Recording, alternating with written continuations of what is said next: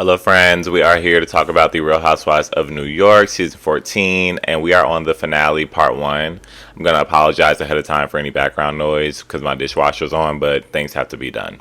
So, we start off the reunion kind of like, and I will say, I watched it on Bravo, but then I also watched it again on Peacock. So, if there are like differences in, obviously what you've seen or what I'm talking about, then that's why. We start off the reunion though with these text from Uba to the group chat. We don't really get any context, and we definitely don't get any follow up in the reunion, so that's interesting.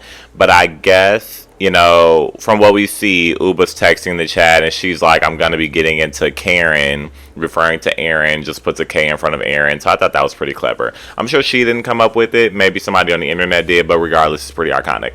But she's just like, basically saying that she's going to be getting into it with Karen during the reunion, and she'd appreciate for the other ladies not to intervene. So fine, whatever. Ren and Aaron are chatting about it backstage before the reunion. They're like, how do you think Uba feels about all the mean texts that she's been sending, and the group chat's been a little crazy. Again, we don't get much context because we don't ever see the group chat, and so I don't necessarily know what they're talking about, but we don't get back around to it, and it doesn't seem like we are, so, whatever. Interestingly enough, though, Uba shows up. I guess she had gotten her makeup done at home and her ponytail, so she comes in, and Andy's speaking to her.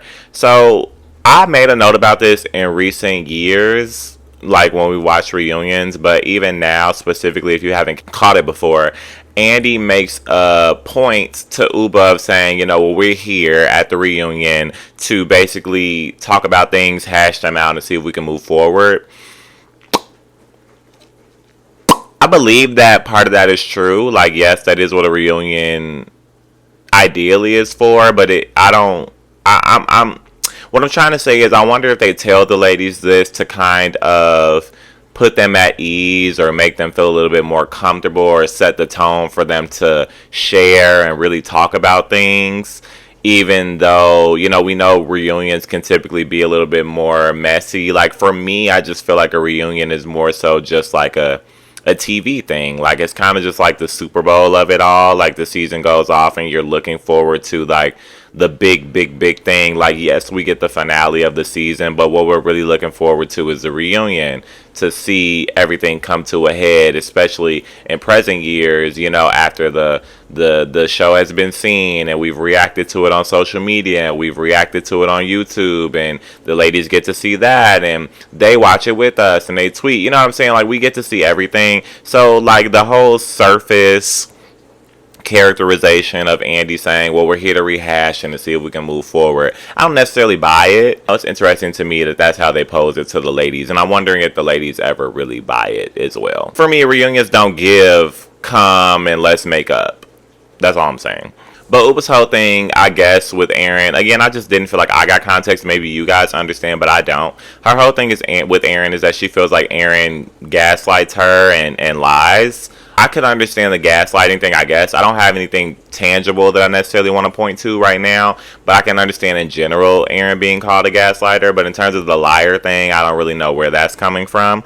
And then it's even more confusing because when the reunion starts and we get to like the introduction of Uba, she's being complimentary of the ladies and she's saying, I love everyone here, and this experience is a lot, but I do like that I was able to go through it with these ladies. And then she even has some like isolated defenses of Aaron throughout the reunion, but then some jabs. So it's just all very confusing to me. Like I just don't really know where Uber lands. So that's just all like, that's my first with this reunion. So then we get into it, and this is my second and Aaron is talking about her homegirl business, which felt a little glossed over, and she's speaking about this guy named Frederick, who I've seen before. I didn't really catch the show that he's been on, but she's basically explaining, because Andy asked her how's the experience, and she's like, well, Frederick's great. He's exactly what you would expect from television. And Uba immediately gets a jab in there at Jenna, which is also confusing, because she's like, well, that's good. That's what you would like to see, as opposed to what we see with Jenna. She's trying to, I guess, say that Jenna, it kind of works its way out through the reunion, but basically she's saying that Jenna is Jenna comes off very like soft and self-deprecating and kind of like bashful, I guess, in the season, whereas off camera she's much more like a boss. And without context, but I'm glad that we did get like a rebuttal throughout the reunion, but without context I just feel like that's such a weird argument, and I guess we can get into it now because we jumped around so much. But basically, down the line, Uba just ends up coming out because Sai is talking about how Uba doesn't really celebrate her wins, and on the show, she just doesn't really seem like she puts herself down, and it makes them want to, makes Sai want to shake Jenna, and she gets upset with Jenna. That's weird to me because I can understand you not liking it, but putting it in a way where it's like, well, it upsets me. And I talked about this at the finale. It upsets me and it makes me want to shake you. That's a weird response to have. And then also, I like that Aaron and Brynn really came to Jenna's defense because it's just like, well, I'm sure she does that because she's insecure. Like, we've been talking about these insecurities all season, and I like that it was highlighted, like I said, by Aaron and Brynn. They're like, well, maybe she's doing that because she's being vulnerable. And Brynn's like, yeah, she's the most vulnerable on the show. It's like, that's what being vulnerable is. Like, of course she may have this like tough attitude when you guys know her off camera, but on camera, if she's being a little bit bashful and talking about why she's not popping her and being vulnerable, it's because she has these insecurities, and I just feel like that was made clear. So it's just weird to me on the part of Sai and Uba to be pointing out that, oh well, Jenna acts differently on camera than she does off camera. In general, that's a valid point. Like, I think you can make that point about a lot of people, but I think as it pertains to, oh, she's so much softer, and she really is down on herself on camera, she's not like that off camera. I think that's a weird argument. Like, of course, because she's showing that she has insecurities just like anybody else. And then to Uba's, I guess, ultimate point, which we really didn't get too much into, but she slid it in there that, Jenna will say that there are certain things that she doesn't want to talk about or get into in the moment and in the scene, but then when she's doing her confessional, she doesn't have a problem giving that opinion. And I replied to somebody's tweet about this because they seemed to have agreed, but I didn't understand. I felt like that was low-hanging fruit because at the end of the day, that's what a confessional is for, is to give your opinion about something. And I can understand feeling like it's unsolicited and not liking that opinion. But I think you have to realize, and as you should know, because Uba does confessionals, they do the same job. When you're sitting in a confessional, this is months after that scene has even happened, and these are thoughts that you're giving in retrospect and in hindsight, and they're being prompted by producers who are asking you very specific questions. So I would have to assume that because her thing is, I guess, not much context, like I said, so I'm pulling. It seems like Jenna gave a perspective that she was team Aaron, and I'm going to assume that it's in the sunglasses debacle when Uba took the sunglasses off Aaron's face, but I don't know. Like I said, we didn't get enough context.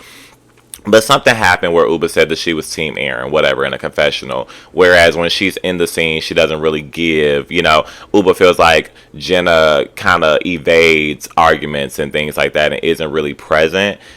Obviously, you know what I'm saying? Like, I can understand that being in the moment is totally different from being down the line months later when somebody's asking you a very specific question about a situation and a producer prompted confessional question. So I just feel like that's low-hanging fruit, and it's a very weird argument to have.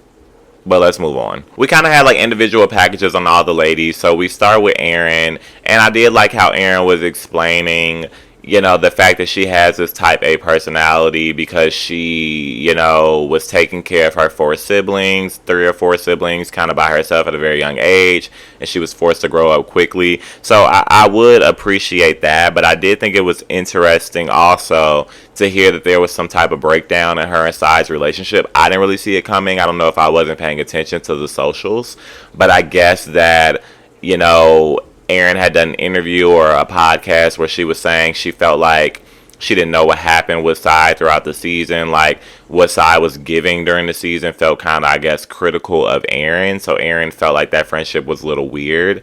And then Sai is saying, well, Erin lies and doesn't take accountability for things, but she says that about everybody, so I don't really know. And Aaron tends to be like, okay, well, I'm just another liar of the group, but we don't really get a resolve on that, so I don't really know where that relationship stands. I didn't see that coming, so I'm just kind of confused on that. I guess Sai's issue is about cheese again, because she plays this clip from a podcast. I guess it's the same podcast that they were referencing, and she's basically like, Aaron, you're a liar because you keep making up this narrative that I was complaining about the cheese that you have for this event that we have. So I always like to read between the lines because this sounds so stupid, and I think that Sai's thing is, we already know that Sai's always like, I don't care, I don't care, but she cares. And I think that her thing is that there's this perception out there about her from this season that she complains a lot about the food, and those complaints typically go to Aaron, or they have typically gone to Aaron. And so she's kind of taking it out on Aaron, that she's coming off as somebody that complains about things because those situations are relevant, but it's just not really that deep. And when she played the clip from the podcast, it really didn't seem like Aaron was being negative, which Aaron said, she's like, I wasn't even really saying anything negative. All I said was, you complained about the food because this one's always hungry. Like, that's really all it was. So I think Sai was just projecting because she's come off very adversarial throughout the season. But the only tangible examples she could have are pointed at Aaron and her food. So it became this big thing, but it really wasn't. And Sai throws out this "you're a liar" thing so very quickly. You know what I'm saying? Like, well, you're a liar because, she's like, you're a liar because you said that I complained about the cheese and I didn't do that. That's just not a big deal. And because we all agree it's not a big deal, Uba tries to kind of throw in there, like, what we should be focusing on is the fact that you guys didn't want Jenna on the show. She's like, you three. And we knew she was talking about Aaron and Sai, but I don't know who on her couch, because she kind of looked over when she said you three. I don't know if she was talking about Jessel or Bryn. And we didn't dive into that either. So we kind of back up off that, but then there's also this moment where Aaron, which I also thought was interesting, Aaron admits that she can be, kind of rude and abrasive, which I appreciated because, yeah, self-accountability. So she does admit that. Uba seems to kind of come to Aaron's defense, but then also kind of get a jab in there. She's like, I don't think Aaron's rude, but I think that she can, be a starter and a gaslighter. So again, it just all felt very misplaced, and I don't want to put it all on Uba, because I think it would have made sense if they would have dove into it. Which brings me to a next point, like, if you really watch the reunion, and even more when I watched, because it's about an hour and 15 minutes long or so, and then even when I watched Peacock and there's presumably more content in there, for a long time it just felt like Andy was just reading from cards and asking viewer questions over and over and over and over. And I'm just like, where is the dialogue or like impromptu questioning that he can ask when we get these little prompts? You know what I'm saying? Instead of just being like, well, we'll get to that later, because we'll get to that later kind of feels like, well, there will be a card in there with a question about it later, but it's not. There was just no dialogue or authentic discussion. I felt like it's like, did Andy watch the season? Like, I just don't know. So that bothers me even more, because we then move on to the Jenna package, and to start it out, Andy specifically says, like, none of us had Jenna Lyons being a housewife on our bingo card. So obviously do your job, get into the package, read the cards that were provided to you, but this is also an opportunity. I'm sure they wouldn't mind if you go off script after doing these reunions and watch What Happens Live for the past 45 years. So at this point, why not bring up the fact that Uba just said that 3 people on that cast of 7, or however many of them are, didn't want Jenna on the show? Like, why not bring that up? That just didn't make sense to me. In this segment, we got some endearing conversation. Here's my big thing. Like, obviously, there are a lot of cast members on here that have personal stories that pertain to their mothers and difficult things that happen. And it just felt like we got some new information for sure at the reunion, but it felt like we talked about a lot of it throughout the season, right? And so for me, I always feel like, I don't necessarily agree that reunions are used to like put everything out there and potentially come to a better place. Like I said, I don't agree with the wording of that. That can happen, but I don't agree with the wording of it. What I would say is, generally reunions are used to push things from the season forward. It's kind of how I feel. And so if we've already talked about a lot of this stuff as it pertains to moms, and it's a common thread between a lot of the ladies, I just feel like, yes, we can mention it, but we've already talked about it a lot on the season. And I feel like this could have been a thing where we kind of touch heads of all the ladies and say, hey, like, this has affected all of you, and had a conversation about how it's affected all of them, instead of doing each of them individually, because it just seemed to have dragged on for quite a long time, like maybe about 20 minutes or more, or just to get through each and every lady's mom story, because I do feel like each one brought out something, but I just feel like it could have been done in a more concise way. And I hate to say that, but I feel that way because it just felt like we didn't get a lot of substance on anything else in the reunion. So it leaves me having to say, like, well, this is where we could have cut time out, right? And allowed for more space for us to get this stuff. Because I just don't feel like we had to be like, Jenna, you and your mom, this is what happened. What did you learn from that? How did that affect you? Sai, you and your mom, this is what happened. How did that affect you? Aaron, you and your mom, how did that affect you? Uba, you and your mom, how did that affect you? I just felt that that was kind of crazy that we took that much time to do that. I just think that there was a better way to do it. But like I said, we did get some really good context from that type of conversation, and the biggest one I would say is size, because obviously we could have guessed this we could have put on our bingo card. I think the biggest thing was size saying, or admitting, and saying, I'm broken inside, like, my relationship with my mother, it did a lot for me in the way that I was raised. It did a lot for who I am as a person, but I don't necessarily want to go around saying that. And, she's basically saying, she's not vulnerable and she doesn't go around to grown women talking about feelings and things like that. And that happens. I think that that's a natural reaction for a lot of people. But then the question there is still, well, why not? Because it feels like if you're to push that topic forward a little bit, when you're saying it, like I said, it makes sense. But I think you also should be able to ask, well, why not? Because for a lot of people, I feel, including myself, when you grow up a certain type of way and things affect you a certain type of way, I would rather hear somebody say, this affected me and it makes me naturally respond and act this way. However, I'm choosing not to do that. As opposed to saying, well, that's the way that I was raised, so this is just how I am.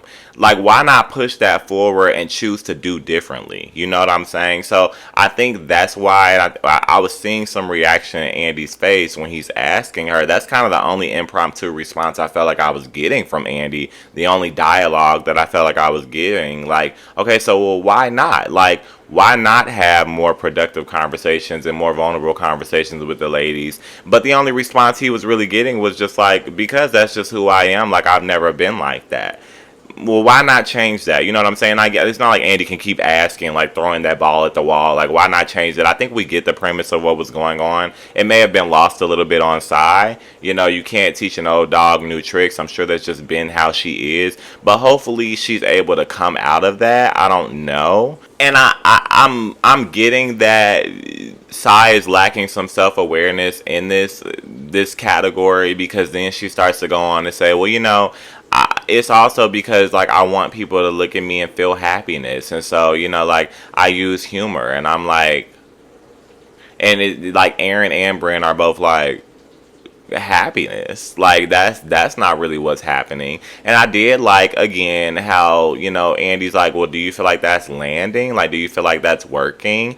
And Sai is just like adamantly like, yeah, I do, which is weird. So obviously, Andy poses the question to the group. It seemed like everybody was very hesitant to answer. I wish that somebody would have, even Andy, I wish that they would have just come out and said, hey, Sai, not even to be rude or anything or attack you or anything, but you categorizing what you do as humor and wanting to invoke happiness on other people, it seems weird, because you can come off a little mean and dismissive. I think if somebody just would have put that nugget out there, whether Sai was going to agree, whether it was going to cause an uproar or not, I think it would have pushed the conversation forward so much. Like, a lot of these conversations that we were having felt so surface and so touch and go, and nothing was being pushed forward. Like, you don't, again, I'm gonna keep harping on this because I just feel like they made anything that's said, there's a lot that's said and recorded on these shows and on these reunions, but if you include it, it has to be edited down, right? If you edit it down and you choose to include it in this episode, I'm going to assume that you did it for a reason. So if you've made a point of showing Andy saying at the beginning of this reunion that we're here to put everything on the table and see if we can come to a better place, then I'm expecting that. And I just don't feel like that's what was occurring. And again, I don't necessarily agree with the better place language.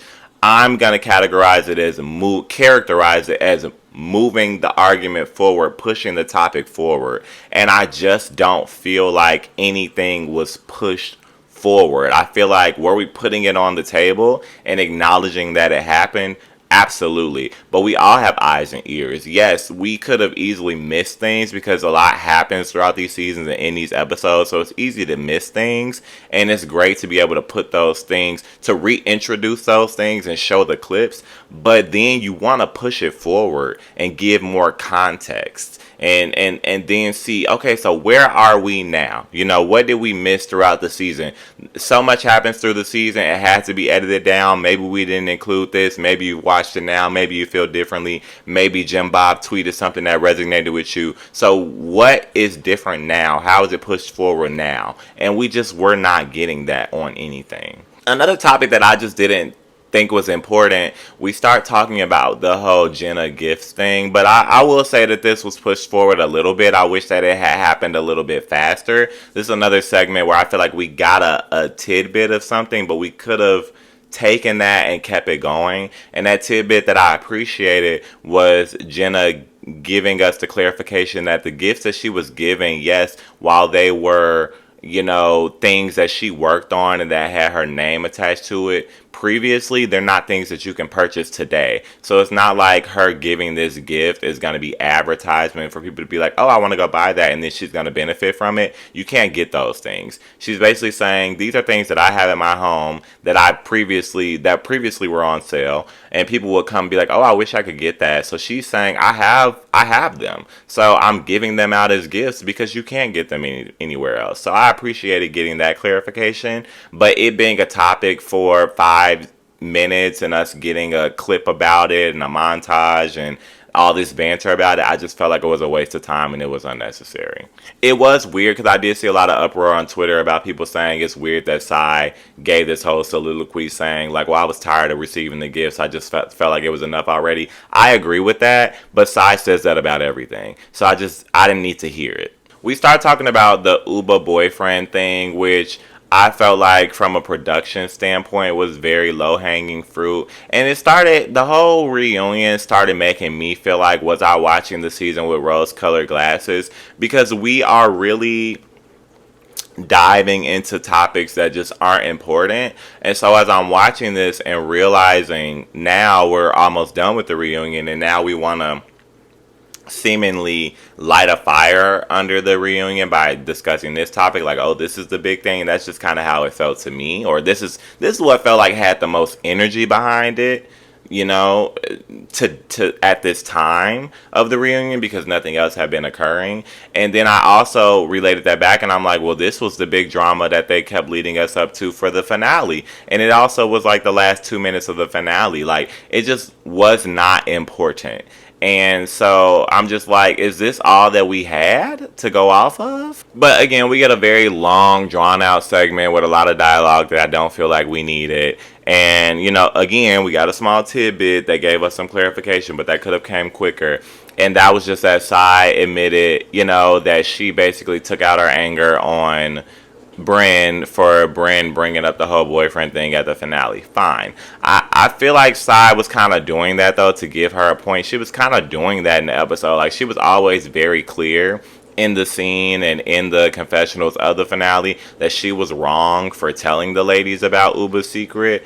But yeah, I also understood, like, I don't know that that's something that needed to be explained. Like, why were you so upset with Bryn? Because she said that they were really close. Like, that was supposed to be her best friend. So yes, she messed up by telling her a secret, but her friend repeated that secret. Like, I just feel like that was so obvious. So I don't really know. Like, it just is so weird that that was such a big thing. Like, that was supposed to be such a huge revelation, because it just really was not. What was interesting though, and I'm glad that we dove into this a little bit, like the fact that this whole blow up between Bryn and Sai caused them not to talk for around 6 months or whatever after filming wrapped, and that caused a breakdown in their relationship. So that is something interesting to hear, because that's pushing a conversation forward and giving us some information that we did not know. So that was, that was interesting to hear. And, it opened up the door for Bryn to talk about more that we didn't necessarily know. In that, she's grateful that she got that apology from Sai about that whole situation. But also she's heard things about, Sai talking about her career and how she gets her money, just like negative things. Sai also kind of throws a jab in there, and she's like, well, I don't know what you do for a living. So that is weird, because that is supposed to be your friend, and that's always gonna, that's kind of like Housewives 101. Like, they use that for a lot of people and their spouses on this franchise. And so when you're saying it, you know that it's a shady thing to say. So it is interesting to hear. So that's an interesting point to go back and forth. And I am interested to see where their friendship goes from there. But something I wish we would have dove into a little bit more is when, Sai is trying to figure out, well, where did you hear this from? Because I never said any of those things. And Uba jumps in now, and she's on the negative side of the Aaron thing. She's like, well, I bet you $1,000 it was Aaron. And we just didn't dive into it. And I can't seem to understand why these wouldn't be things that we jump into. Like, why is that something that we would listen to and just say, okay, let's move on, and go back to these questions, supposed alleged questions from viewers that are just rehashing the same old details that we've gotten from the season. Talk about what happened in the season, of course, but you're rehashing the same exact details. Like, maybe Sarah from Massachusetts missed something about that conversation, and she did want to know why it was up. Like, maybe it wasn't so obvious to her. I don't want to be mean and say, like, oh, that was obvious, everybody should have known why Sai was more upset with Brand. Fine, maybe Sarah did miss that, but I just, for producers, I just feel like if I was reading that and I was picking out questions for the reunion, I'd be like, Sarah's got to go to Twitter about that and see what the conversation is, or ask her homegirl, phone a friend. But we're not going to sit here and talk about that on the reunion. Let's talk about something a little bit further. That's how I feel. I think they could have summed that up and asked Sai, like, do you think you overreacted with Brand? Like, do you owe her an apology? And we would have got the same revelation out. Like, it just wouldn't have taken that long. They talked briefly about the whole circle of trust thing from that little segue between Sai and Brand and Aaron, which I guess is an interesting topic. It'd be more interesting if we had dove into that more, but we didn't. The only real tea we get is the fact that, Andy does ask Jessel how she feels about it, because they did discuss her marriage. So that was a decent segue into, some good information. I feel like we could have gotten into that 20 minutes ago, but whatever. And, Jessel does say that she didn't like it. You know what I'm saying? It left her a little bit speechless. Of course, Sai is wondering why. And she's like, because you guys used this and you implied that my husband was cheating on me. And interestingly enough, Sai and Aaron are like, we never did that. And Aaron was really more so the one adamantly saying I never did that, because she's very good at doing that. And so it becomes this back and forth between Jessel and Aaron. But Aaron's like, I'm getting all the smoke. Like, there's a double standard between me and Sai. And Jessel's like, girl, I'm making my way down. And also because you're the one being more vocal saying that you didn't do it, but you did. Like, have you watched the show? Like Jessel said, have you watched the show? Like, girl. So yeah, I'm getting into you right now because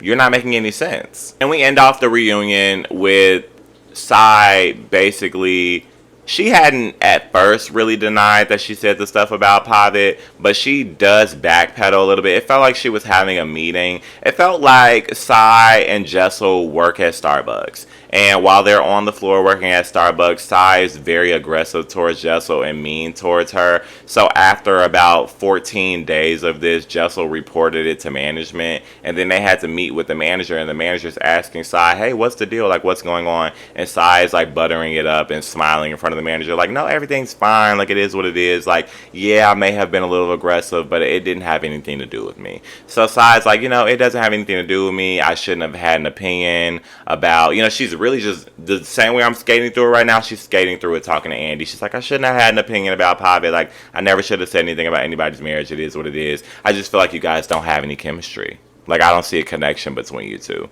And everybody's like, okay, but you're giving an opinion about her relationship right now.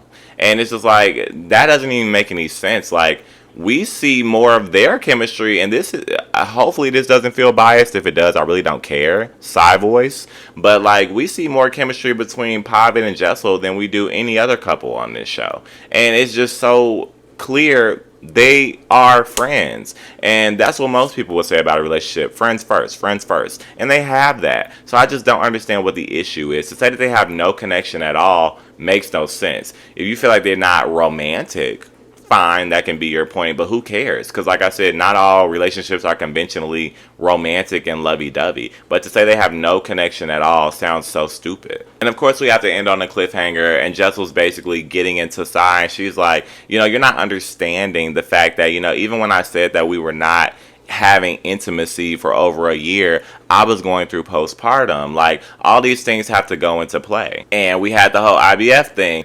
You guys take all of that and you hear all of that. You have all of this information, and still, again, you imply that my husband is cheating on me. And the weirdest part to me is that they're both literally still sitting here denying that they ever implied that. So I don't even know where they're going to go from here on part 2 of the reunion. I can imagine that it's not going to come to any type of resolve, and it's not going to be pushed forward because not much was. But it's just weird, and I'm just hoping for better. I'm gonna wait until the second part is done to give my full analysis, but I think we know where I stand right now as it pertains to this reunion. And if I haven't said it already on this video, I know I said it on Twitter a couple times, but it's very boring. It's very boring, and there was a lot of time wasted. So, I mean, and like I said, it had me questioning whether the season was as good as I originally thought that it was. So, we'll see what happens in the next one.